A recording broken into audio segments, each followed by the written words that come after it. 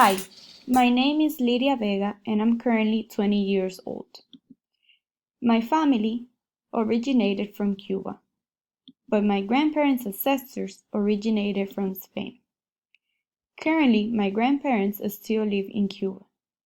My mom and dad came to the US when they were in their late 30s, in the year 2011.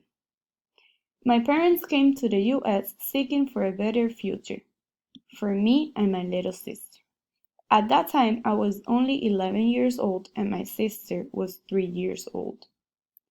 My family had to face many hardships along the way of coming to the United States. They had to learn how to speak another language and try to follow their dreams no matter what. My family primary language is Spanish. My family is really close together and we like to celebrate New Year's, birthdays, Thanksgiving, New Year's Eve, and many other holidays together. Now, my last name Vega means one who lives on a plane. Its origin is from Spain, but you can find it in many other countries as it is the 49th most common surname in the world. My family's experience is similar to the many diversity of immigrants that are in the world. They had to learn another language and many other traditions and cultures.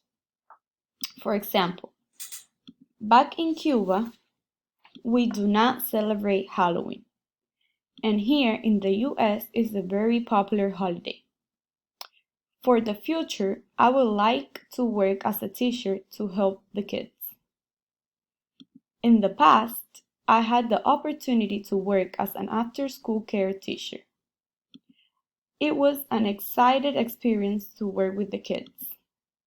They bring such a joy to our days, and having the opportunity to teach them was one of the best experiences I ever had.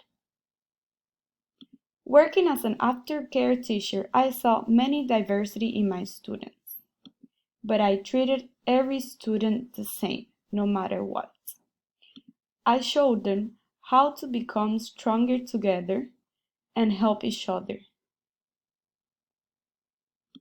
At the end, we're all humans, just with different cultures and traditions.